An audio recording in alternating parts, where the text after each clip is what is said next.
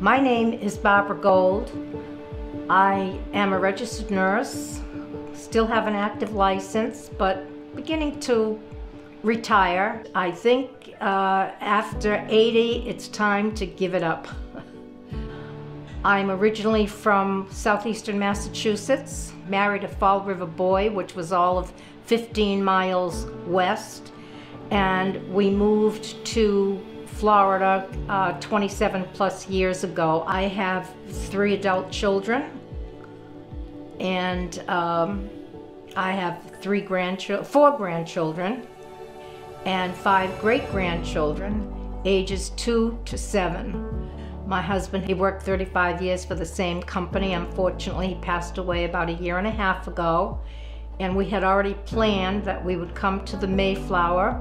And so when he passed on, I made the move. I brought things with me that meant things. I collected glass from Pearpoint Manufacturing, which my grandmother started collecting from.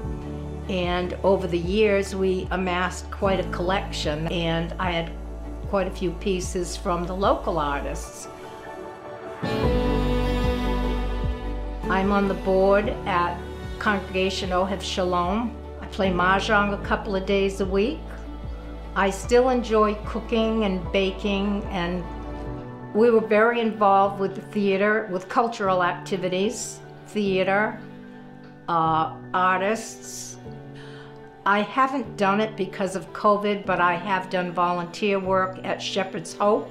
That was one of the more enriching things for me to do, and it was also good to see, unfortunately, that my circumstances were not in any dire straits compared to other people's circumstances. Any time that I had vacation time from school, I would get up at 4 o'clock, 5 o'clock in the morning, go with my father to the farm, because the only time I could really spend time with him, as he worked 7 days a week, was during that time. He used to come in, especially in the winter, and he'd say, "Bobs, it's 4 o'clock. It's time to get up. Do you really want to go with me?" And I'd jump up and say, "Yes, it's time to go." Those were some of the days that were invaluable to me. They're priceless.